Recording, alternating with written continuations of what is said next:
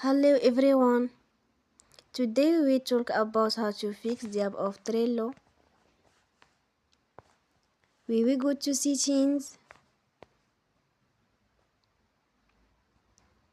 Then we click on apps.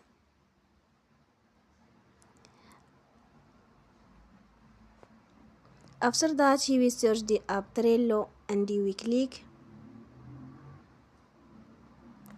Then we will on for stop.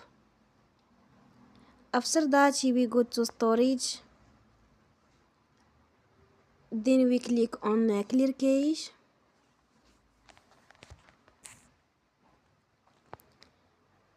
In the end, turn off your phone and you will recharge your phone again.